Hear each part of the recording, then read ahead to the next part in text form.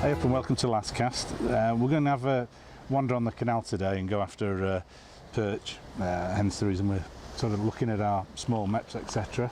Don't know, I mean it's a lovely day today, but the problem we've had over the last 24 hours is we've had a shed load of rain, so I'll get in with the excuses before we even start, but the canal's very coloured, and also there'll be a fair bit of surplus water coming in as well. But hey, you know, we've caught them in bright days and dark days and all the rest of it, so we'll just go and have a wander up. What we're going to do is do what we usually do, drive up top end of the canal, work our way back down fishing, and then obviously go back up and pick up the cars.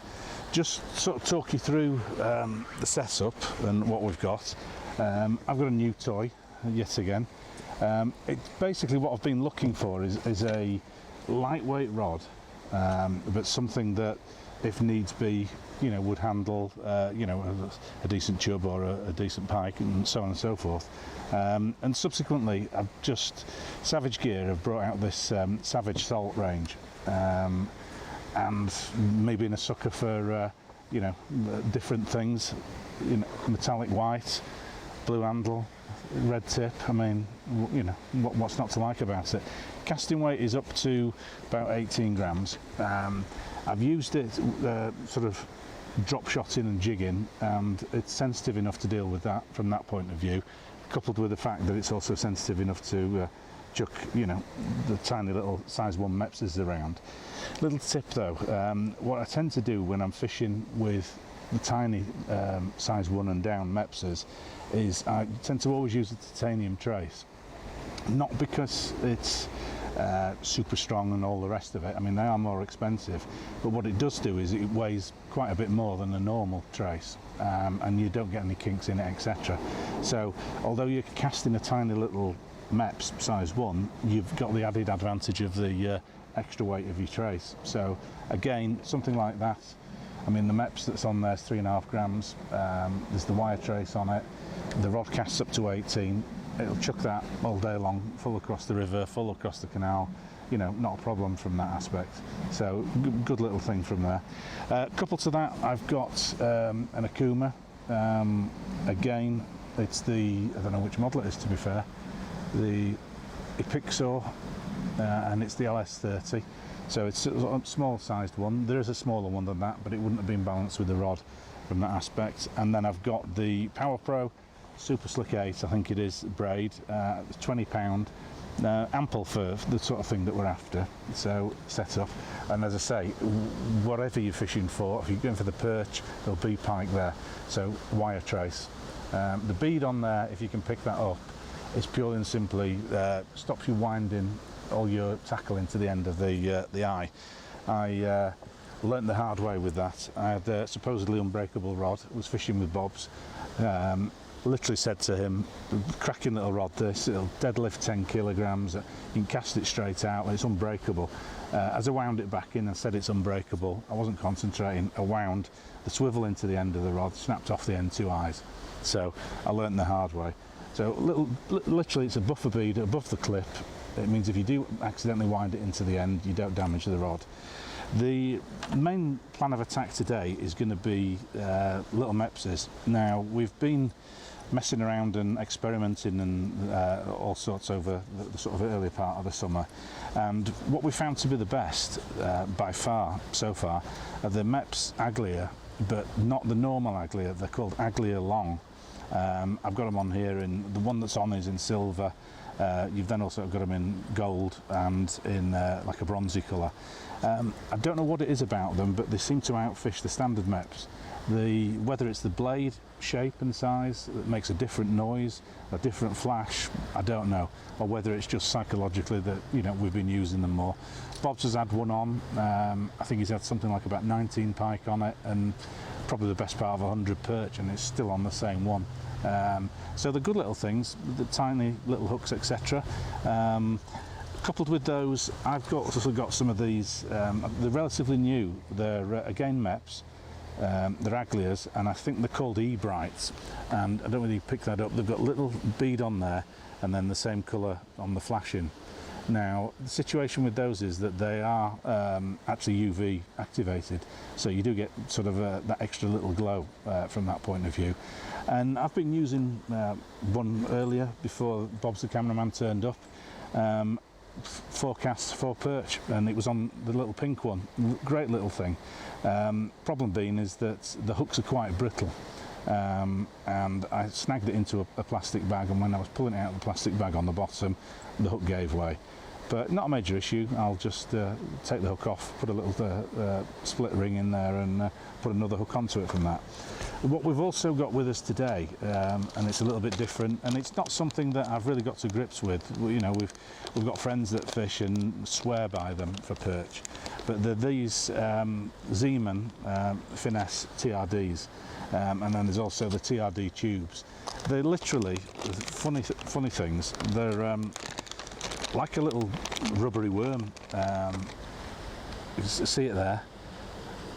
They again UV activated, but they're so soft. I mean, the slightest action, and that's what you're picking up from that point of view. And again, nigh on indestructible.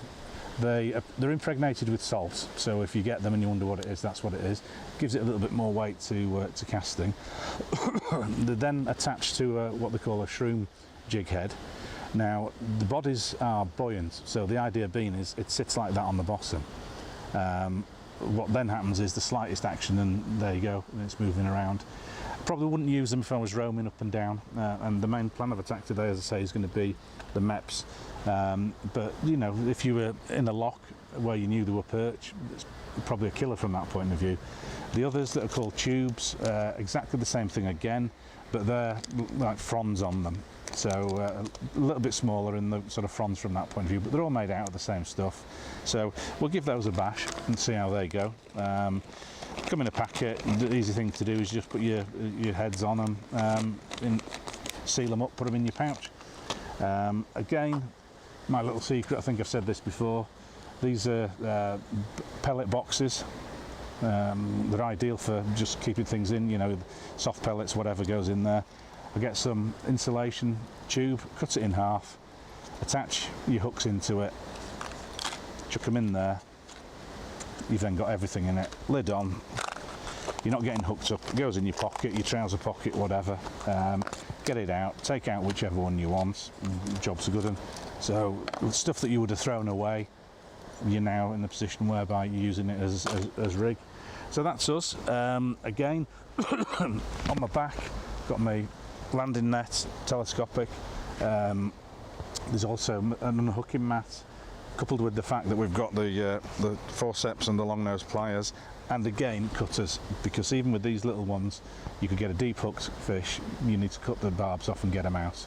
So that's basically it. What we're going to do is jump in the cars now, drive up to the other end, and then we'll fish back down the canal and let you know how we get on and how we do today. As I say, I am expecting it to be hard, because the amount of rain we've had over the last 24 hours and the colour of the canal, it will have taken the temperature down, but fingers crossed we'll come up with something, a few jack pike and a few perch, and see what we can do for you. Speak to you soon. See you up there. Hi there. Right, like I said on the intro, we're having a wander on the canal today, lightweight MEPs.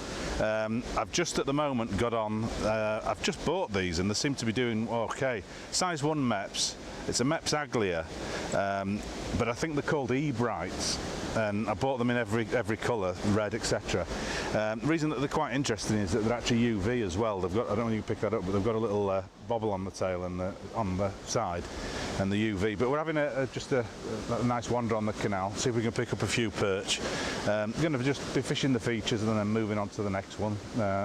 Lightweight spinning gear, you know, ultralights and all the rest of it. So let's get cracking and see what we can come up with. I'm just going to have a go at this run in here and see what happens.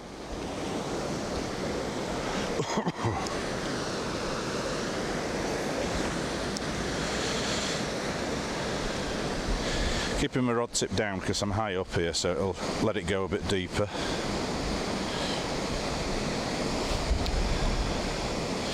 Got to find out whereabouts they are in the water to start with.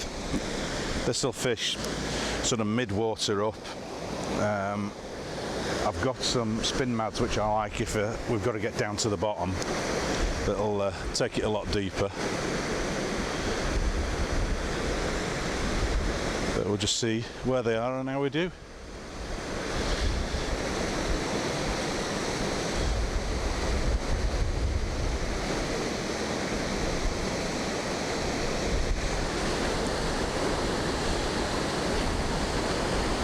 As I say, rod tip down because I'm high up from the water. I'm about 8 foot up here. But although I've only got a shortish landing net, there's a spot down where the camera is that's a docking point, so any fish are easily landed. As we said before, important to make sure you can get them out if you get them on.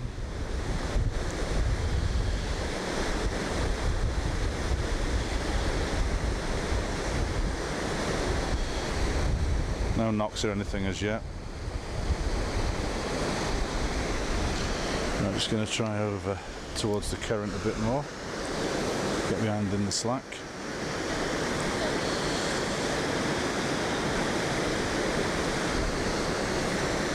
Morning.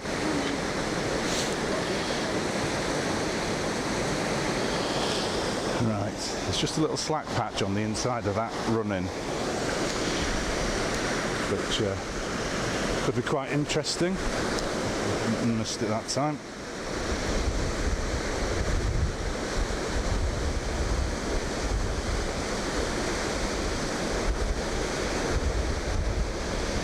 No, let's try again.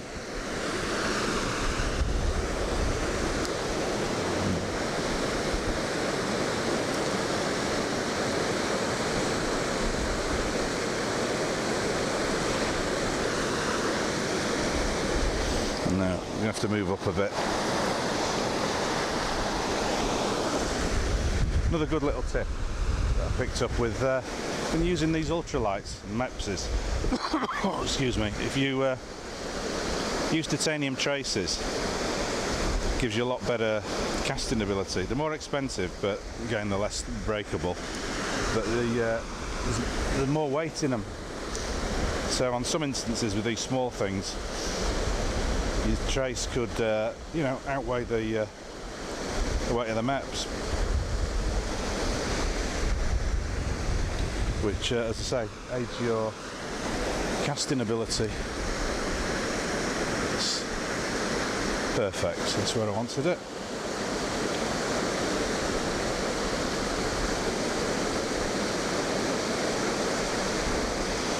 As I say, it's probably a little bit bugger.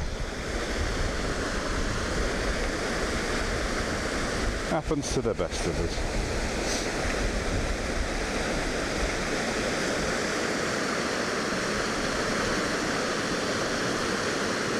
There we go.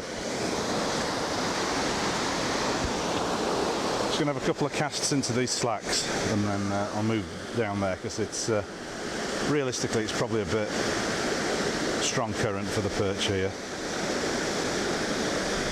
There we go.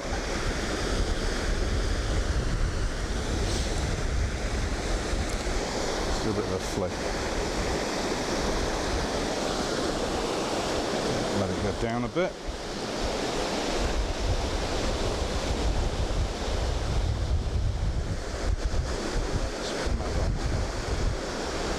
Fish deep.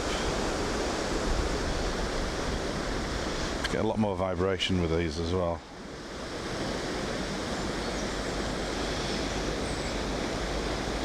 Feel them on the bottom.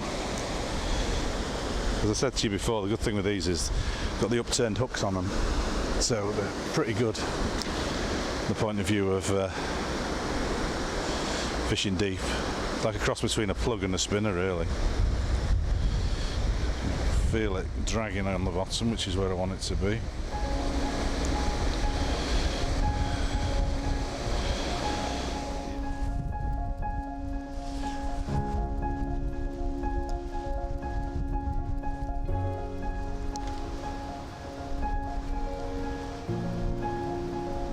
For a bit of a faster retrieve, and then I'll move back to where it was.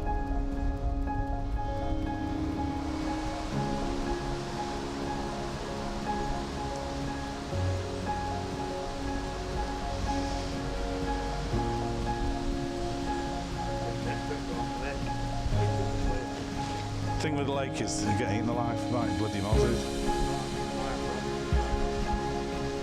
Just bring it up past the... I don't. I think we should do a surface lower one now. I've never done it. Have you? The bats? Yeah.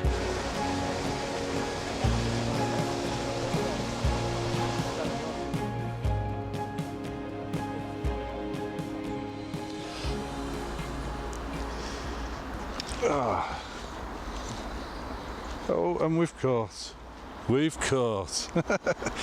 I'm not sure what we've caught, or whether the lure is bigger than the perch.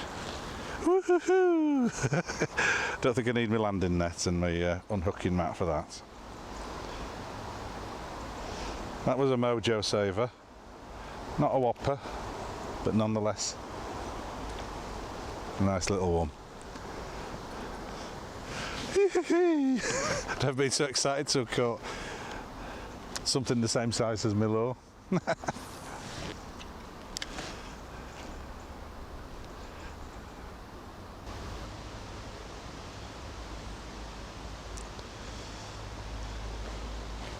don't know whether I'm... Oh yeah, another... I didn't even know whether I had that on. Hardly whoppers.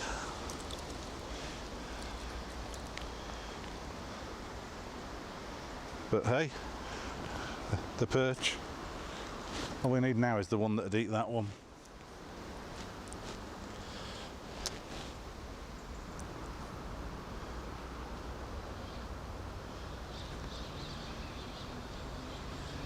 Hook something here. Not a fish though, I don't think. Oh, hang on. No. What the hell is that? Weighs a ton. Looked like a fish, didn't it? Yeah. Where are we going? Why are you saying no, it's a big fish? There we go. We've got our first hinge. Magnet fishing with Brent. Yeah. Yeah, magnet.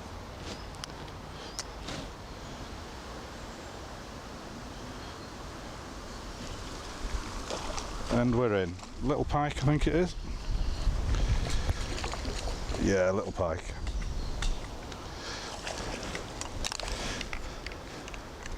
Right, looks like we've got a little pike on. Let's... Yeah, it is. Let's get it in. There we go. Not a monster, but it's a fish.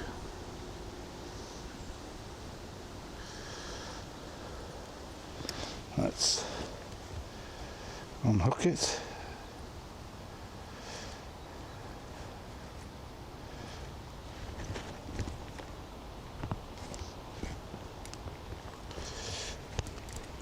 Let's pop it there. Make it a bit easier.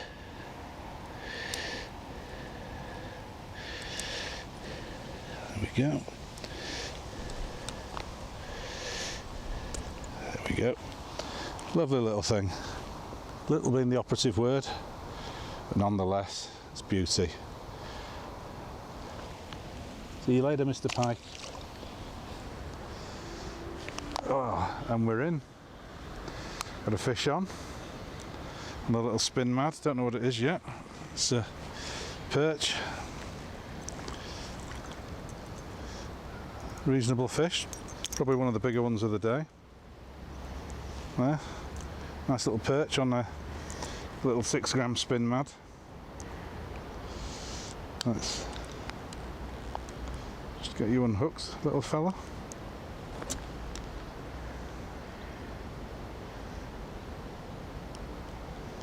There we go. I'm going to have to drop him a bit because I'm up the bank, but there we go. Won't have done him any harm. Bob's is shaking his head. Right, I think we're sort of bringing the session to an end. Had a few fish, but not spectacular, and certainly not what we expected it to deliver. Although, as I said at the beginning, there's a lot of colour in the water with all the rain over the last 24 hours. So, and you know, it could be that coupled with the temperature. See what's happening. So, I'm going to fish a couple of swims back up to the car, If you like what you see, subscribe, and we'll hopefully see you next time on Last Cast. Take care.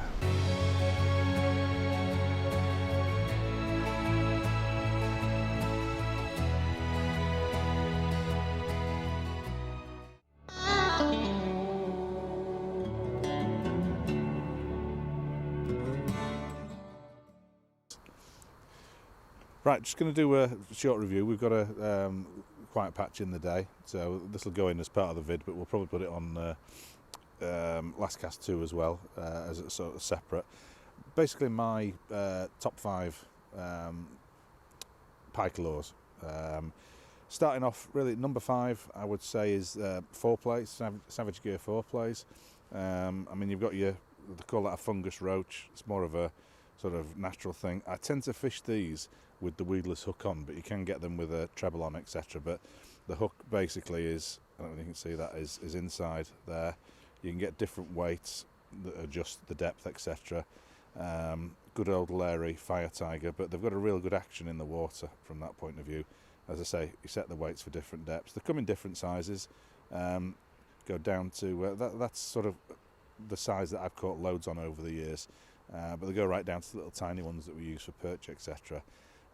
So those are the ones we've got. We'll obviously get some footage of them underwater and see what they look like, and then you can sort of compare them from there. But I'd put them down 4-plays as my number 5. Moving sort of up the scale from there, I'm probably on to the spinners now, and I'd say probably, if I can get these out, I should be a bit more organised than I have been. But you've got things, you know, big pike spinners. I mean, that's a big Meps, size 7, a lot of weight in it. Again, caught me a lot of pike over the years. The good thing with these is that they really churn the water up, so you get a good action from that point of view. I've then also got these, which are Savage Gear DP spinners. It's basically big spinner, big skirt on it, but they have 2 blades on them, so you get that more churn from that aspect. The reason for the churn that's good is that if it's dark water or it's a big space, you're getting the vibration as well as the lures. So as I say, we'll cast these around and let you see what they look like under the water. But I'd have those down as number 4 from my point of view. Right, number 3, Savage Gear line through trout. Again, they come in multitude of colours. You've got the larger size, that's about as big as I use, although they do an absolutely massive one, but it's about 300 grams bigger than that. But again, the action on these, as you can see from just that little movement, is brilliant. Smaller ones there, and again they do them in a multitude of colours. These are a bit Larier because I tend to like the Larier ones, but you've also got your sort of more natural brown trouts and rainbow trout, etc. But again, I'd have those down as number 3 from that aspect. Coming up to number 2, it's a close one really, because my number 2 and my number there we go. My number 2 and number 1's are sort of not a lot between them. Spinnerbaits, again, a couple of really Larry ones, Fire Tigers, etc. That one I think is an Abu. The smaller one is the Savage Gear from that point of view. Again, both have caught me a lot of pike over the years. The good thing with these is that, like the spinners, if you're in a new water or you've got a lot of space, they'll go deep. They tend to, as long as they're spinning, they tend not to snag because they're bouncing along the bottom. But you get a massive amount of churn. I mean, I have some that are called the Pig, and you know, they are huge. And the other good thing is if you've got them moving nicely, they'll cut through the weed, you know, with the blades on them. But you get a lot of noise.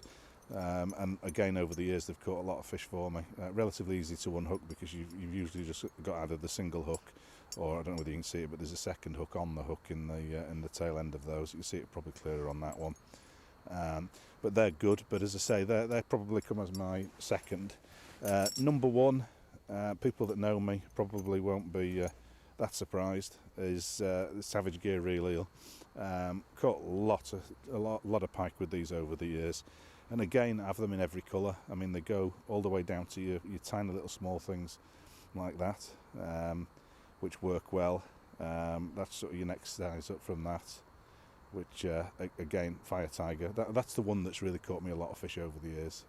Size bigger than that in Fire Tiger and that one. And then they go all the way up to absolutely massive. I think that's about 150 grams or something, or 140 grams or something like that. But they, you know, again, play well. The great thing with these is you can play them really slow or fast, and you still get that action, and it's such a natural action. I tend to favour the Laria colours with these, just because you can see them in the water, so it's easier to sort of mimic fishing actions and have them drop and up and down and all the rest of it. But they do them in natural colours. The other two natural colours that I like are the natural, which is sort of a browny colour, browny olive, and then they also do like a purpley shimmered one, which again has been good. But number one on my list has to be the Savage Gear reel eels from that point of view, closely followed, as I say, by the spinnerbaits. All of these will get out into the water and show you the underwater footage of them, but hopefully that'll help people with the lure fishing and the choices of lures. Again, other brands are available, but these just happen to be the ones that have caught me pike over the years, and that I'd certainly stick with and you know, guarantee from that aspect.